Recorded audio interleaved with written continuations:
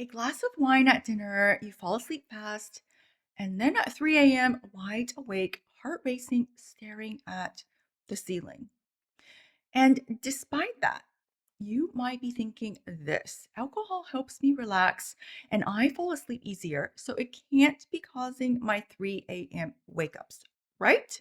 In this video, I will walk you through what happens between that drink to the 3 a.m. wake up, whether a single alcoholic drink can affect your sleep, and what you can do this week so you can get more restful, continuous sleep without necessarily having to fully give up your evening cocktail.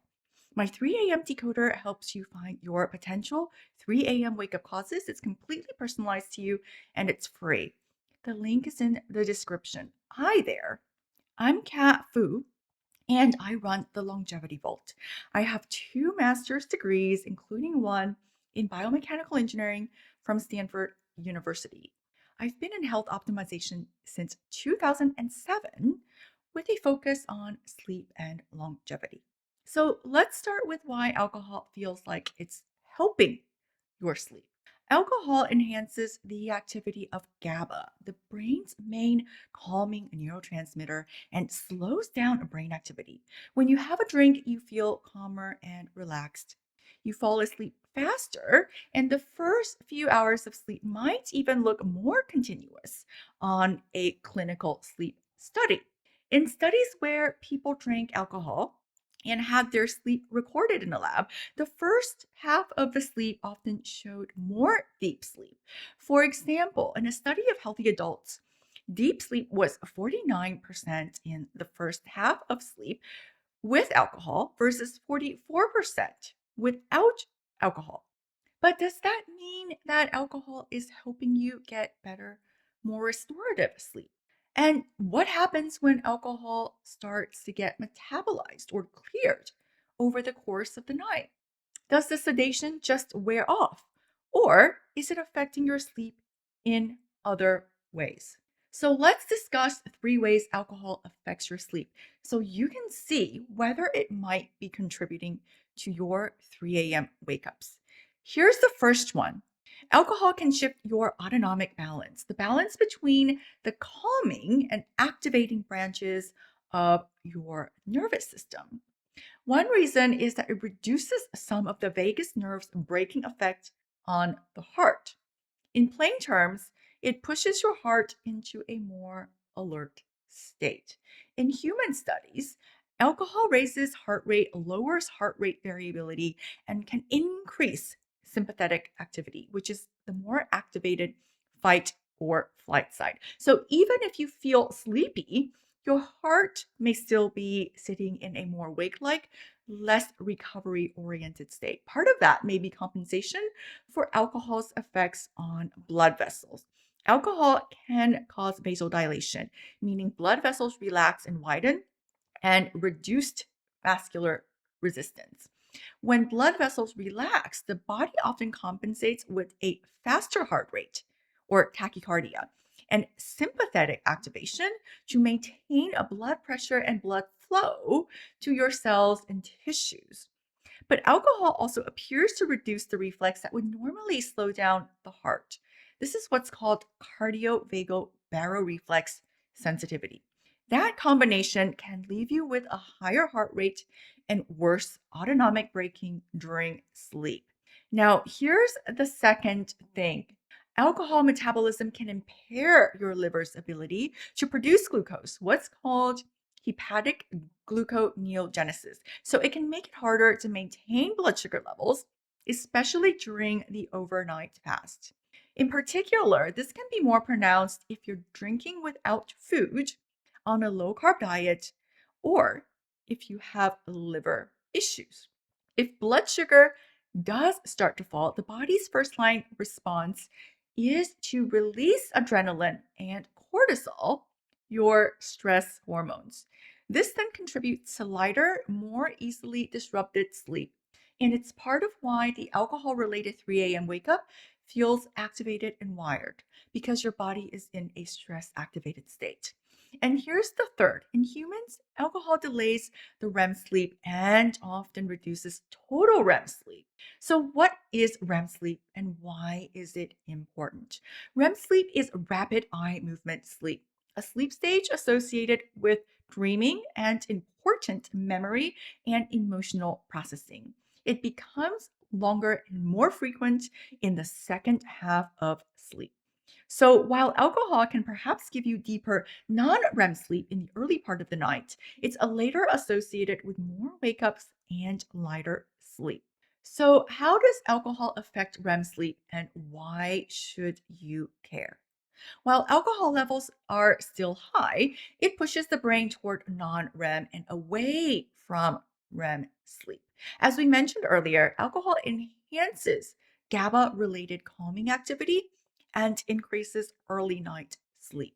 But unnatural sleep architecture has a cost because the brain expects and requires the delicate balance of the various sleep stages so that it can perform its overnight repair and recovery processes. REM sleep, for example, depends on the balance in the brain between REM on neurons, the brain cells that activate REM, and REM off pathways, the circuits that suppress REM sleep. And studies suggest that alcohol suppresses REM sleep by strengthening the REM off side of that balance. So, in plain English, alcohol unnaturally pushes sleep towards sedation and non REM sleep, which disrupts the brain's ability to initiate REM or rapid eye movement sleep. The effect is this: it takes you longer to reach your first REM sleep period, and you get less REM sleep overall compared to what you would get if you did not drink alcohol. And last but not least, in cases of alcohol withdrawal or heavy drinking, studies suggest a rebound pattern. When the GABA enhancing effect wears off, the brain in some cases can compensate by increasing excitability, contributing to anxiety, insomnia, high heart rate, or sweating. But what if you don't drink heavily, or you're only having one alcoholic drink a few nights a week, for example? Can that affect your sleep? A 2025 meta analysis of 27 studies found REM sleep disruption happens at doses as low as zero point 0.5 grams per kilogram of body weight, roughly 1 to 2 standard drinks. Higher doses do make it worse, but the threshold is lower than we might think. A glass of wine or a beer with dinner can be enough to alter the natural sleep architecture that your brain requires.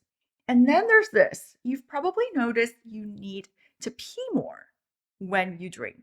Alcohol suppresses your antidiuretic hormone, ADH, also called vasopressin. The hormone tells your kidneys to hold on to water and reduce urine production.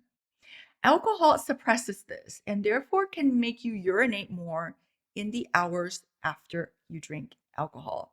So, on top of the sedative effect wearing off, the higher nighttime heart rate and the disruption of REM sleep, your body is also more likely to produce extra urine while you are sleeping.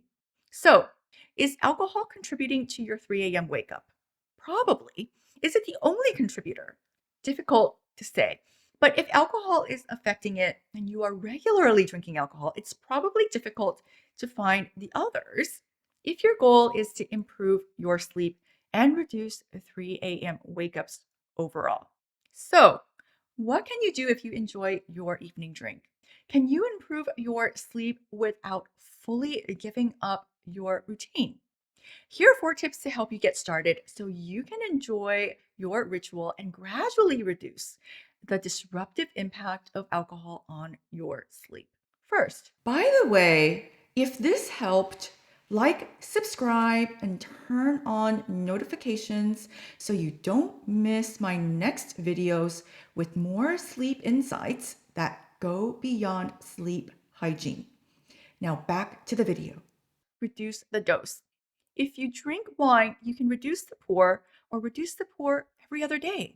If you make a cocktail, you could consider gradually reducing the alcohol by 25, then 50%, and so on. You could also, for instance, add more fruits, spices, or aromatic flavors to keep it interesting. If you're drinking beer, consider finding ones with lower alcohol percentage. Then, if you're willing, consider the no alcohol version so you still get the taste and the fizz. Alcohol impacts on sleep depend on the dose, so even a small reduction in dose gives you a benefit. Second, try moving it earlier. If you do have a drink, having it at 5 or 6 instead of 8 p.m. can help. Earlier is often better because it gives your body more time before bed to clear the alcohol and move the diuretic window earlier. So you're less likely to need to pee from the alcohol while you are sleeping. And third, consider keeping the ritual, but swapping what's in the glass. For a lot of people, the drinking is about the evening wind down, pouring something, sitting down, marking the transition from the day.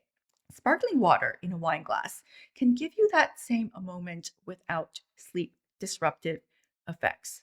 Fourth, know the signature. The alcohol 3 a.m. wake up typically has particular patterns: racing heart, feeling wired, sweating, difficulty getting back to sleep. If your wake ups match that pattern, that's useful information about what might be driving your sleep disruption. Here's what changes once you understand this. You have something to work with now. You know what's happening, the stress response, the REM sleep disruption, and how they converge when you are sleeping. And you have specific strategies you can do now without fully giving up what you enjoy. That's a different starting point from I can't sleep past 3 and I don't know why. And one more thing, if you're drinking alcohol multiple nights a week, the disruption can add up. A 2024 study tracked adults across 3 nights of alcohol before bed and found the sleep disruption carried forward each night. So, addressing this sooner gives your sleep a better chance to recover. And every night you make even a small change makes a difference that carries to the next day. By the way, are you waking up to pee even when you don't drink alcohol? I break down the non alcohol related reasons behind nighttime peeing, what's driving it, and what you can do about it. I'll link to that video right here. Thanks for watching. I'll see you in the next one.